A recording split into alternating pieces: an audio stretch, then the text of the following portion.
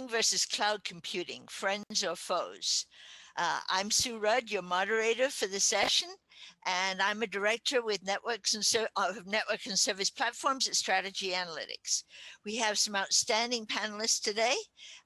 We have two operators, and we have the Domenico Convertino, who's VP of Product Management at HP Communications and Media Services.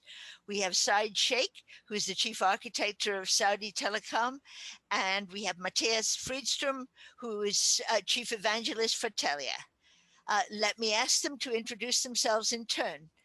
Domenico, can you say a little bit about your background and your how you're involved with edge and cloud computing? Yes, hi everybody. As Shu said, I'm running product management for Telco in Hewlett Packard Enterprise, and happy to be in this panel because we strongly believe edge is really a big opportunity for the telco in the future, and I look forward for an interesting conversation on how to progress there. Cool. Said? Thank you very much. My name is Saad Sheikh, and I work as Chief Architect within Infrastructure Planning and Architecture Design team of STC. My team main role here is to define the common shared programmable and automated infrastructure. So naturally, as we are building our cloud and moving towards the edge, so this all comes under over domain. Yeah. Thank you. And Matthias? Yeah, thank you, Sue. I'm Matthias Friedström. I'm the Chief Evangelist at Telia Carrier here, and I used to be the CTO of the company, but I'm the evangelist right now, trying to figure out, what's the next step for us, and how far out do we need to build the edge when we are doing our services. So very curious in this topic. We may get into a little philosophy if we discuss that. Okay, so let me ask you all to comment on each question, but I will ask one of you to lead the discussion and then the others to comment. So let's go with the first question for you, Matthias. As a communication service provider, where do you actually define the edge today? Yeah, no, I think that's a really good question. And obviously that's something we discuss a lot here, where do we see the edge in our network?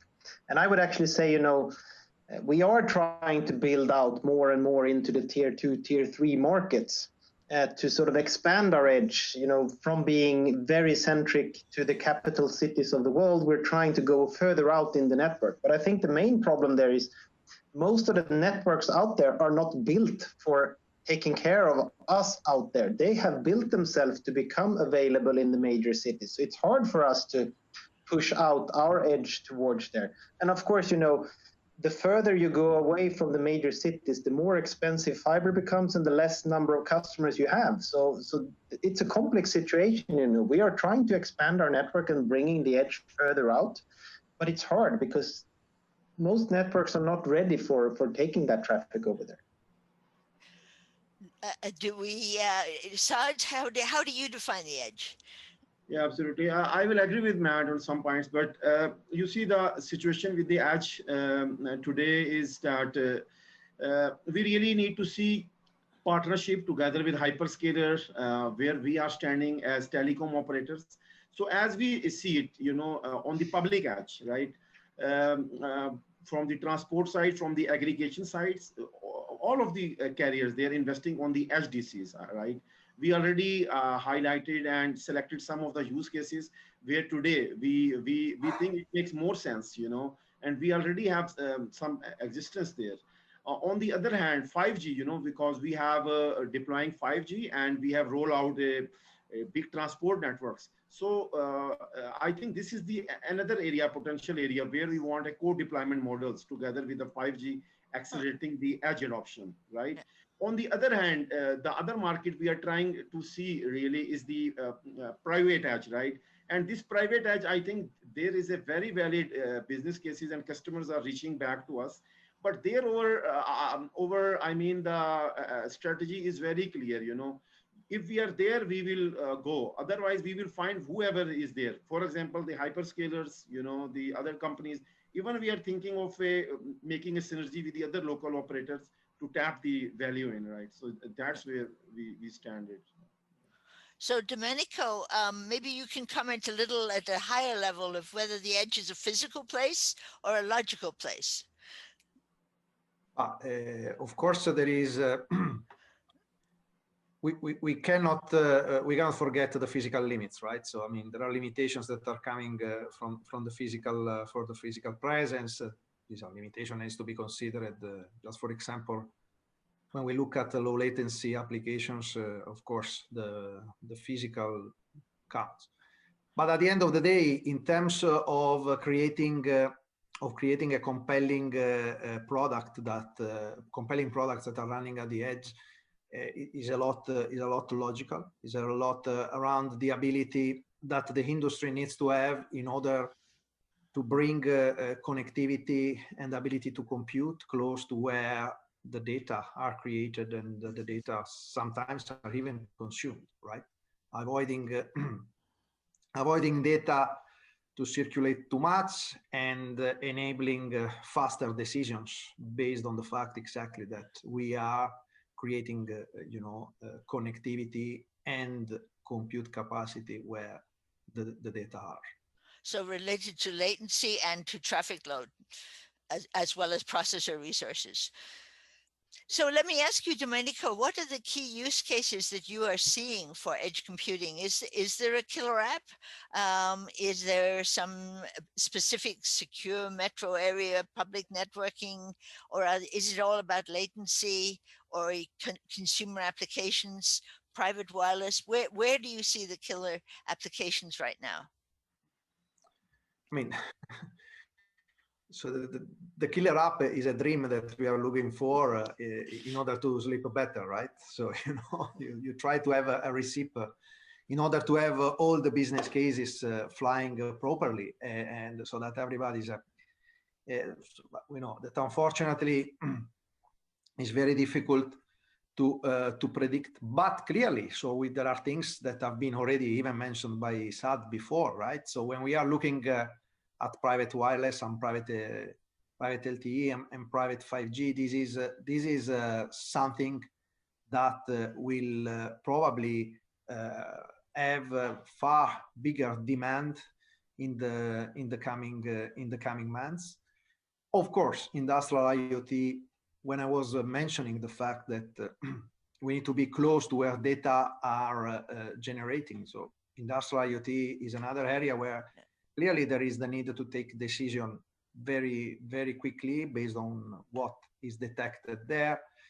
And then, we should not forget smart cities and whatever can contribute to an improvement of our society, of the quality of living of the people around. I think that around this type of application, we can already find interesting use cases and probably even good money to make viable the business cases here.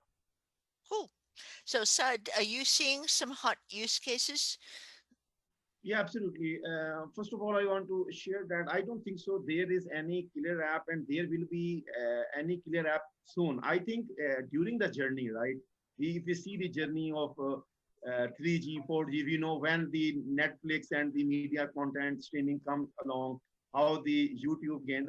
Same thing, I think over time it will evolve. But how we really see, we need to develop the edge market based on the use cases, right? We already know right now there are some already very valid use cases, and we find some tweaked or customized solutions currently working today, right? Our main target is to evolve this in a manner where we can scale it in a very standard and global interoperable framework. I think that's very important. So as we see the situation in our market, there are three key verticals where we see the customers actually coming to us, and they are actually requesting us to, why? Obviously, because as an operator, we are already present somewhere there as the infrastructure supplier. They are already relying on our connectivity service. And this, I think this makes a sense for a synergy between the two, right?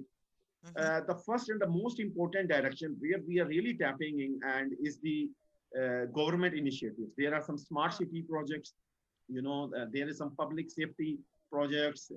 We all know, like in Saudi Arabia, there is a massive social events in Smart Hajj, where there are millions of people in a very, in a constrained environment. So for us today, we are doing the trials and building the quick wins for this. For example, the smart IoT, the asset monitoring. This is, I think, the most important direction where it's very important as a public carrier to win this. The other direction, as we see, is on the video side, as on the consumer. Today, for example, the video gaming market is really booming, and we also know there are some other directions due to the COVID-19 video and remote work.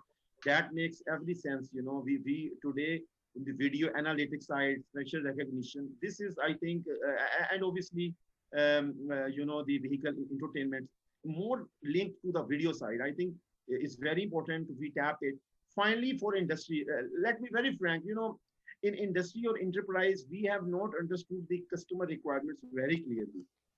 We are in a phase where we are trying to think more like a software architects and to understand for oil and gas, how their existing things are working, how which partners are pushing their solution, and how we can give them end-to-end solution. That's why, again, emphasize over partnership with hyperscalers, with whoever is present. We want to build something that can make us a single provider for the whole enterprise. And I think this is where on the industrial oil and gas and retail, the FMCG markets, we are here. Yeah.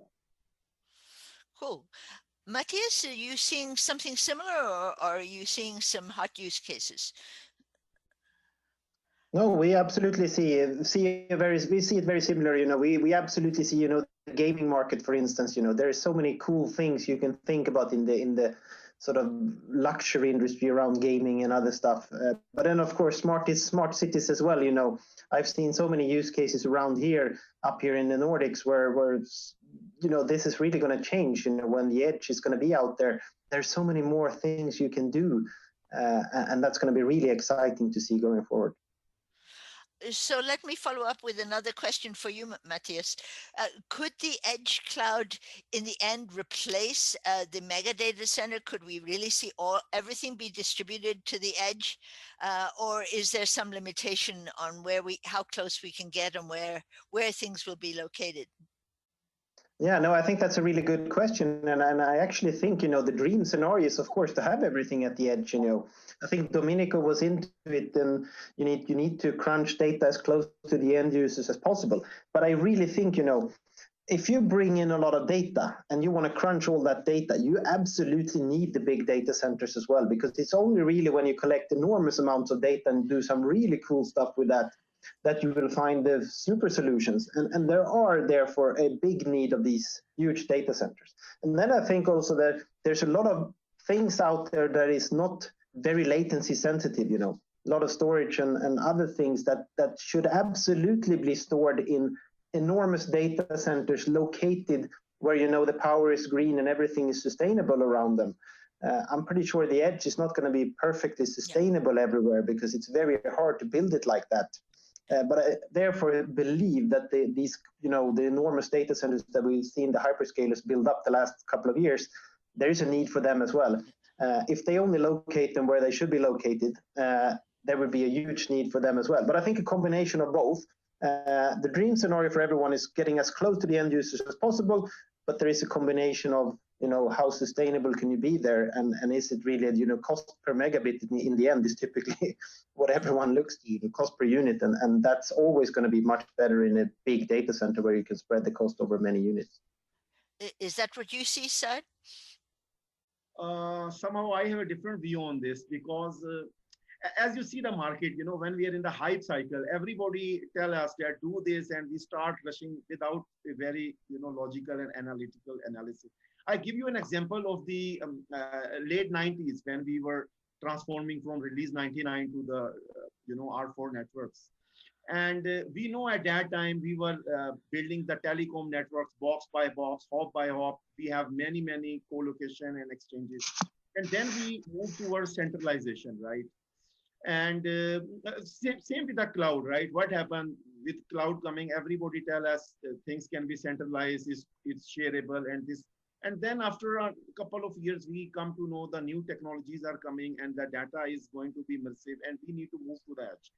So first thing we really want to see if something is working and serving the customers, making things in the central cloud will help us the issues with the centralization, advantages on the cost, resource sharing, and especially when we see on the upper layers, especially on the orchestration, automation tools, this side.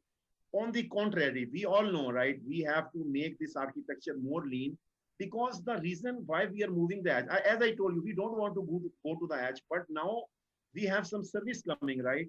Which we cannot solve. Look at the Cubs architecture, how we go to this EDA code, why we go there? Because we come to know it is, local breakout is something we cannot do without it, right? So Right. again, for this, I will emphasize is case by case, use case by use case. But one most important direction that I want to see, there are some directions which really help us to scale on the edge. Like, for example, 5G, right? With 5G, we have higher connectivity at the edge side. Then there comes an important thing, as more and more data to leverage the advantages on AI and load placement. I think we should not forget, we want to build a network that based on the workload behavior or based on the customer selection of their location, that is adaptable and that can optimize its behavior based on the availability. So we don't want to build something specifically for the edge, but something which is able to be portable across the dimensions, about behavior based on traffic, based on market. So, so that is how we are approaching this journey. A lot of flexibility. Yeah. Domenico, is there a way to determine where we ought to be doing the processing?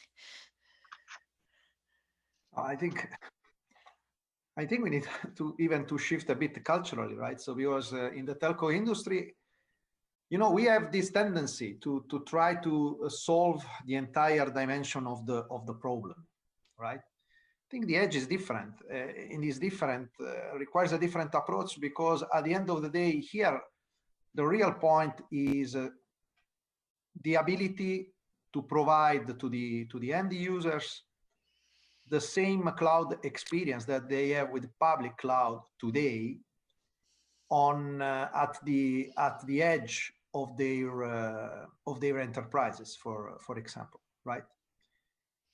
And when an hyperscaler has been whatever hyperscaler started planning for his public cloud offering, he was not immediately thinking at the full stack up to the level that would solve whatever business process or whatever industry. Was really thinking about the way to create a very user-friendly experience to use initially infrastructure as a service, then platform as a service, and then building, over time on the stack. I think that if we try to solve everything upfront here, we have a real problem. The real problem is for the telco to provide this cloud edge experience and to provide this associated with the level of automation and flexibility that the end user are today used to deal when they are with the public cloud. Yeah. And once that this challenge is solved, will come in the next challenge. And the next challenge is to attract the developers and to give the developers what is needed by them in order to develop software that is using the connectivity, the compute, the presence on the territory that the telco may provide, right? So I mean, it's impossible to solve the business challenges of whatever vertical, considering the solutioning capabilities that telco have today, and considering the fact that typically telco they don't have a global reach, so their ability then to scale is different, right? Yeah. I will go one step by step. So the first step is what is missing today to provide this type of cloud experience for the specificity of the edge. What is missing in order to be flexible, to be dynamic, in order to automate automate as much as possible there at the edge, because I don't know, you need to install something at the enterprise premises, and you typically send an engineer there each and every time, right? Is this still feasible? Is this still economic? You know, there are already solutions in the industry that are automating the ability to manage distributed systems, right? Yep. So, Saad, let's turn to the state of where we are today. How do you see the state of edge deployment? How fast are the cloud hyperscalers moving? Are they moving faster than the service providers? Are there difference in the kind of locations where the cloud guys put their data centers, or where they define their local, near local? Is it on premise, in a metro area data center, you know, on the factory floor? How do you see differences between the cloud providers and yourselves? Yeah, I think first, if we try to understand how the hyperscalers are seeing this, you see, they are already existing in the enterprise, and they are already have some ready edge solutions. We look all these three main hyperscalers, very famous ones. I mean, they have the customers, they have the solutions, but they are mainly target the enterprise or the customer edge. But we see them coming to us, especially when it comes to enterprise. They are looking, just like Domenico said, right? One converged solution from one supplier, and you have to see, you know, the trust level of the customers on the hyperscalers, because yes, they are available everywhere, but they are available nowhere, right? When there is an issue, they want to see, you know, who is the front face, who they can, you know, discuss with, to rely on, who can give them many services. So somehow, as the market is maturing, I think telcos are gonna play more responsible and important role. And we have to see for the bigger version or a real version of the edge, right? What is the key thing? I think there are four key things which today telcos have, right? What is the first thing? Location or latency, right? Other is the identity. As I tell you, I need a solution, and I need a trusted solution, right?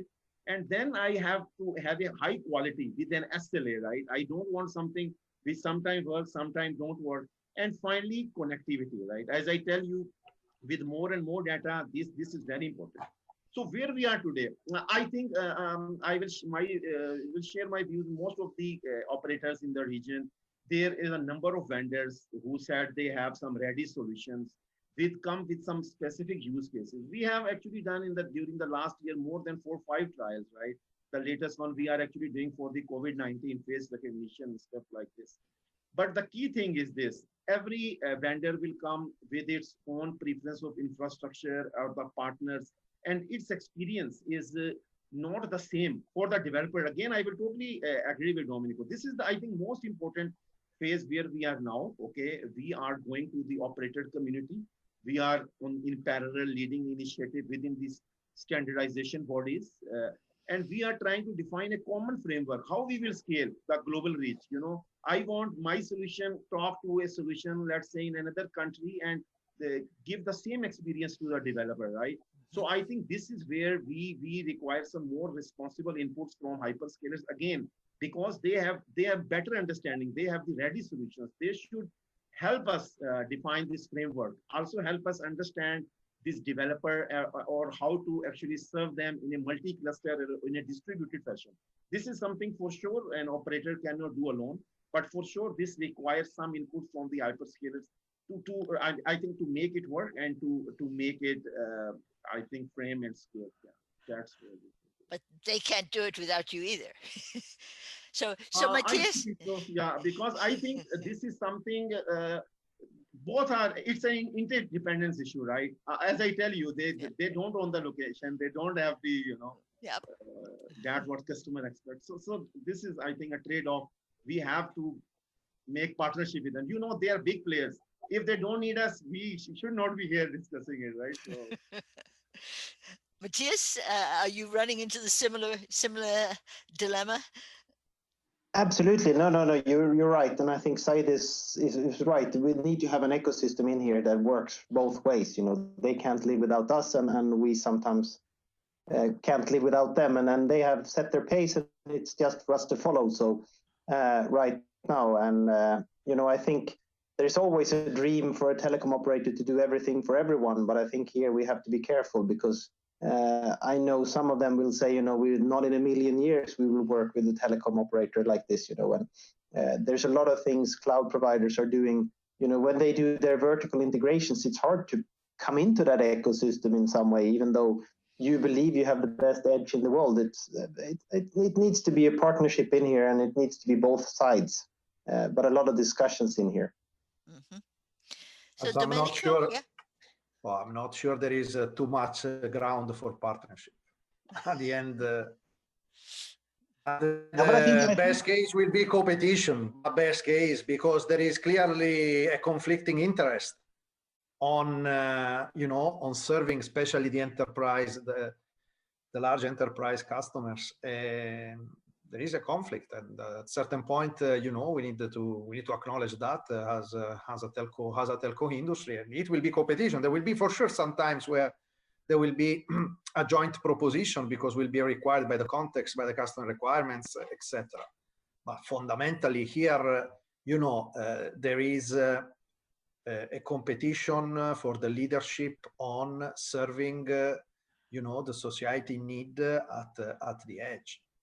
And the if the telco industry is leaving the leadership to the hyperscaler, they know very well how to monetize the data and the presence at the edge, and the telco will have a corner role. I think there has been already too much conversation about this topic, and I hope that everybody is maturing more and more what is the reality, right? What is the reality? They are big enough to be self-sufficient, and at that point,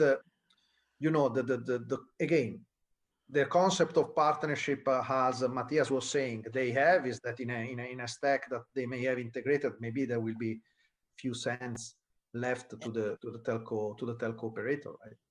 Yeah, I from one of the large tier ones in the US, we heard it's not a technical issue. It's really they have the customers. Many of the enterprise customers already have relationships, but more importantly, they are in a better position to attract the application developers, as was mentioned earlier. Yeah, that's true. I mean, the ability to attract developers is of course there, is even a matter of scale, right?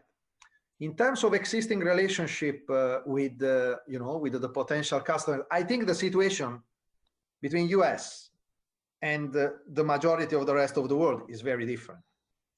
The pervasivity of the business relationship outside US is, for the hyperscaler, is not like in US, right? So I think it may be in China. In Alibaba has a relationship, and Alibaba is going to change the relationship with the small and medium enterprise, maybe.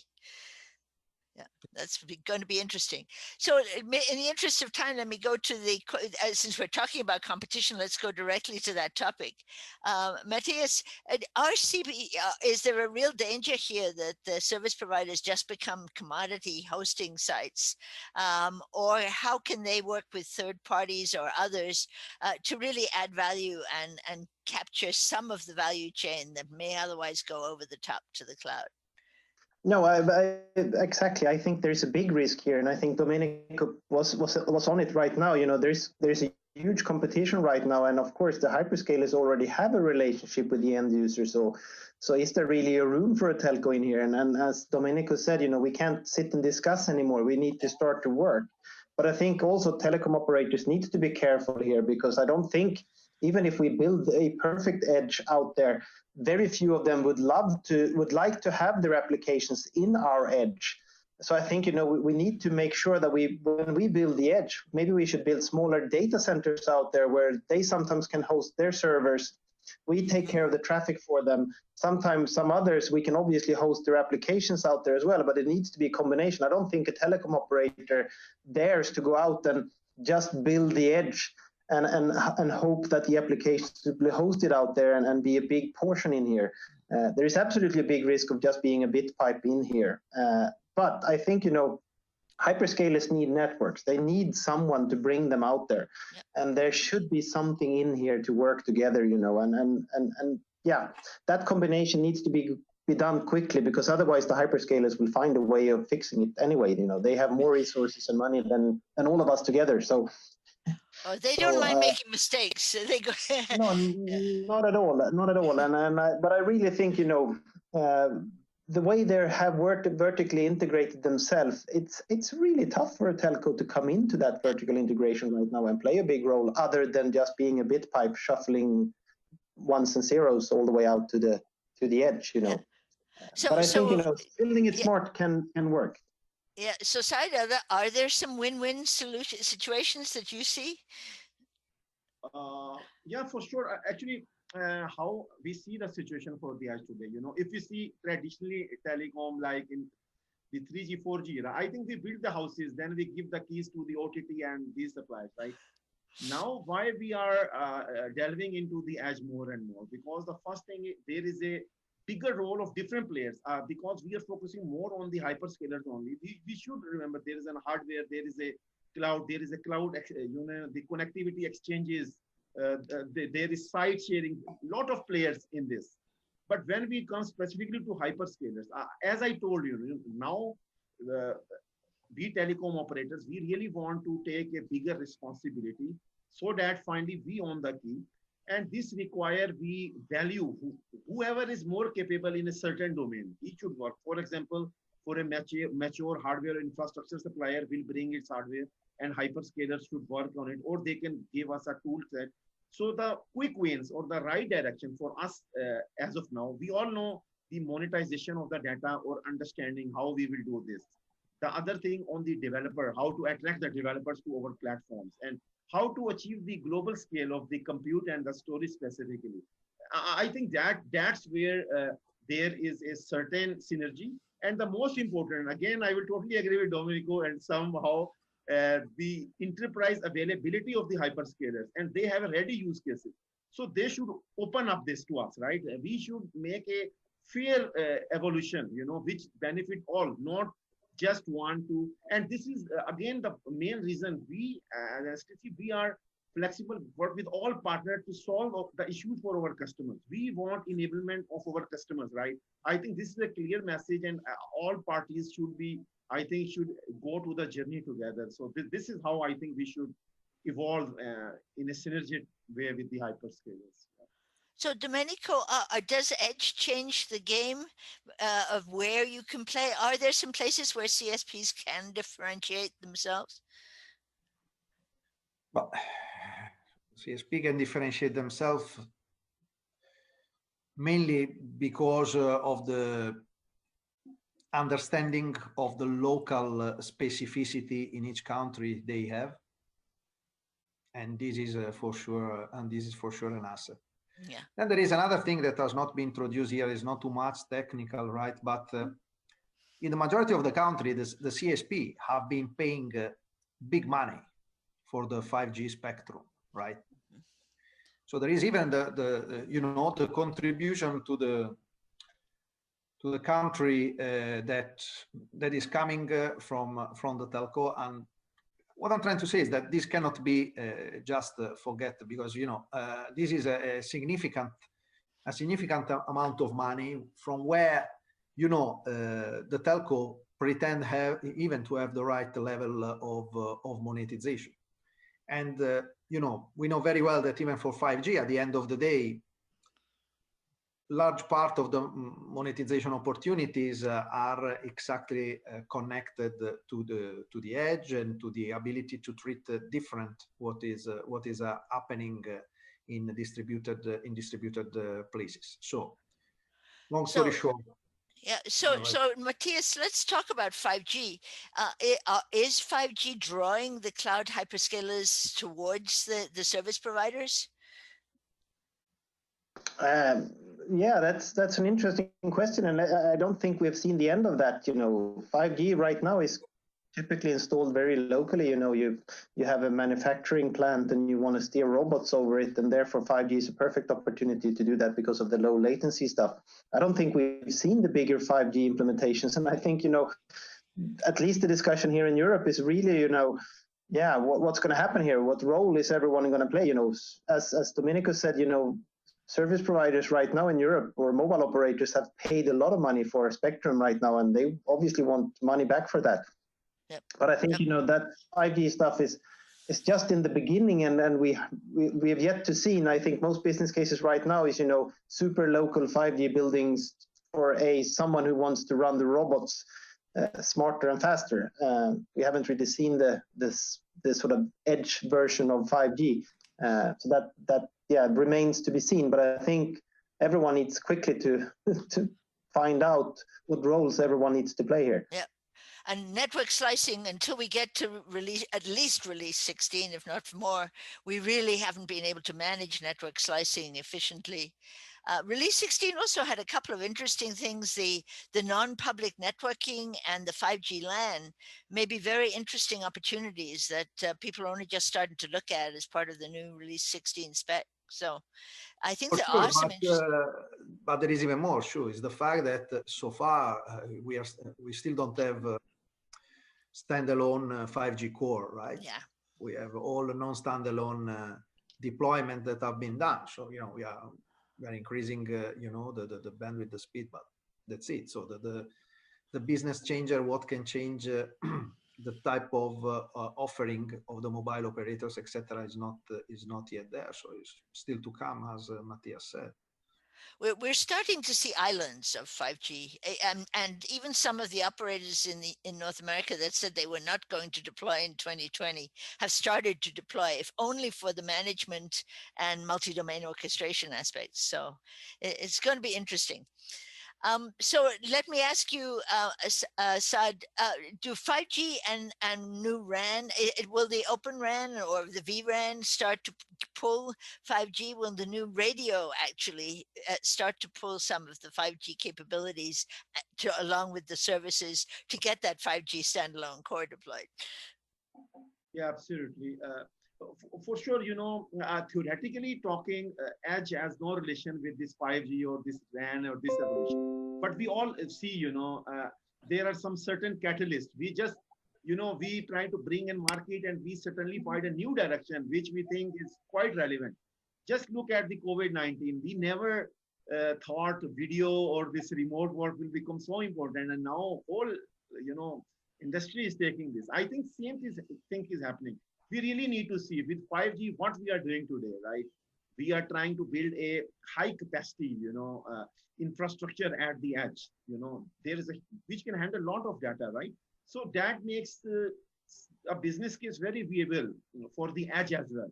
On the other hand, if you are a pure edge company, right, you have to see, just like as Matthias said, there is a very challenging or constrained environment for the edge. So how to solve the issue for an edge company? I think it's very clear, you know, if we see the 5G applications, okay, the support, just like as you mentioned in 3GPP, like multi-transport, the quality of service, the slicing. So this is really to make a vision of an immutable infrastructure applications that can scale across.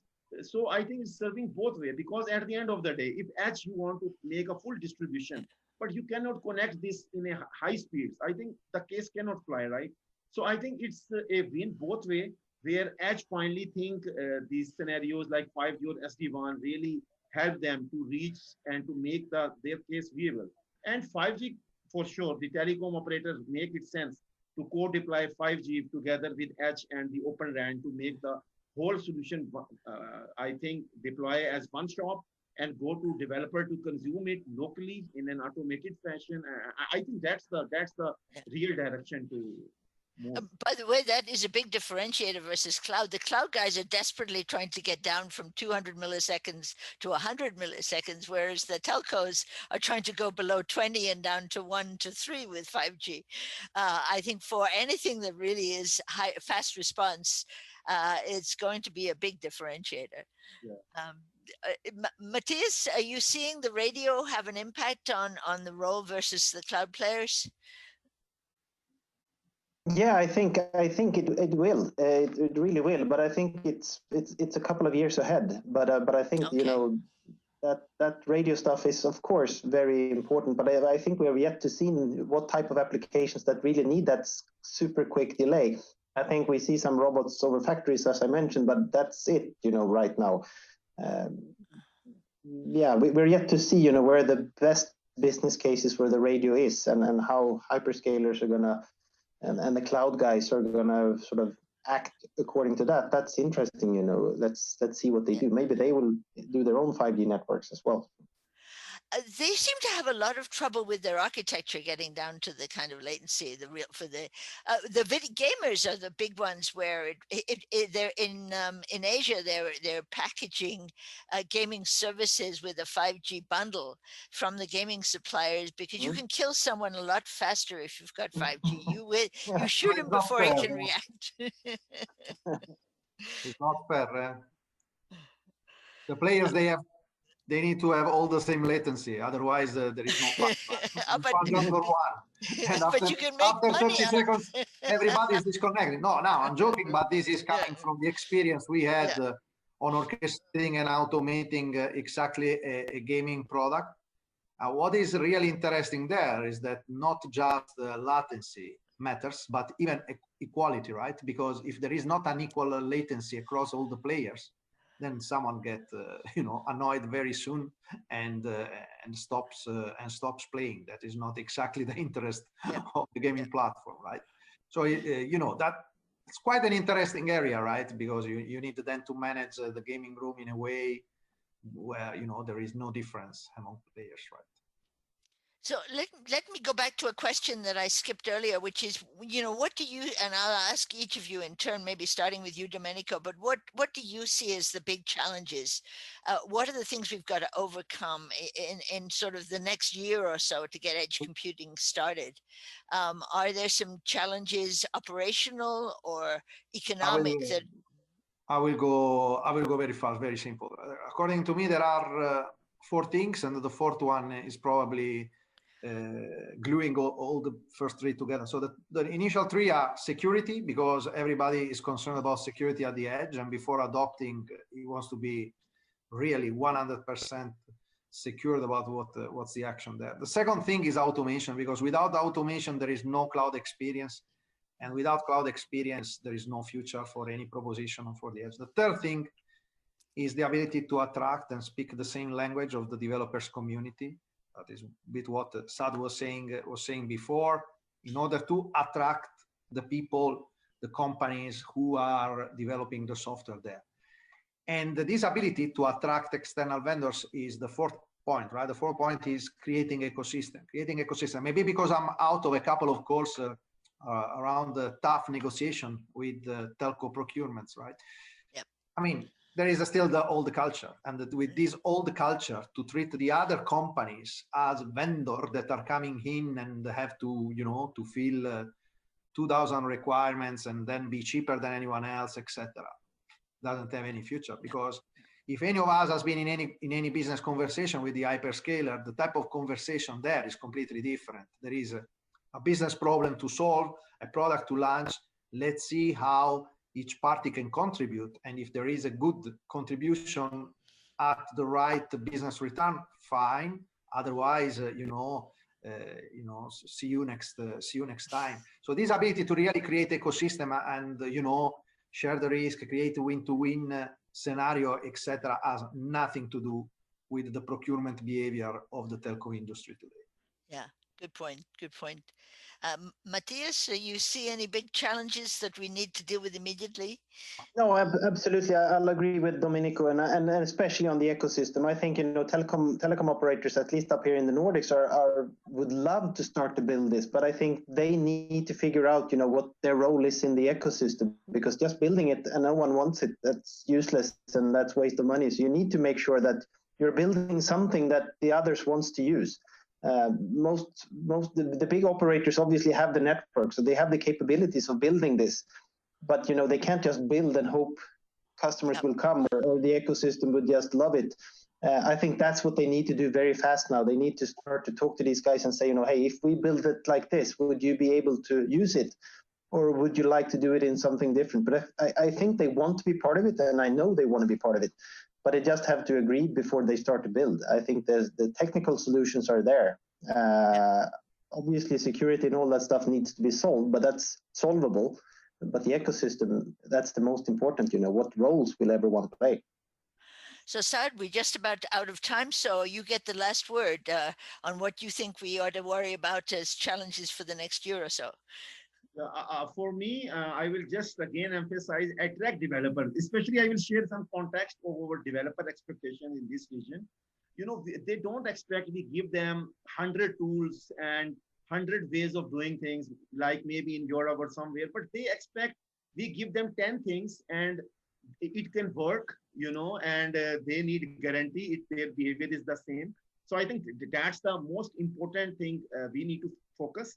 And the other most important directions, the way we need to build networks. I will build a network same way other operator, and we can interconnect and we can achieve global scale. That's, I think, the most important that we really want to contribute, to collaborate and work with all of the partners to make it work. Not just, you know, in the hype way, but something where we will evolve over time and make it happen. Yeah. So that's my key message. Excellent point. So let's make it happen, or at least let's make it, try it and get it going, so that then we know what we really need to do. So let me thank all our panelists. It's been a great discussion, and let's hope that we can make some real traction. So this time next year, we're talking about the next set of challenges and opportunities. Thank you very much indeed. Thank you. Thank you. Thank you.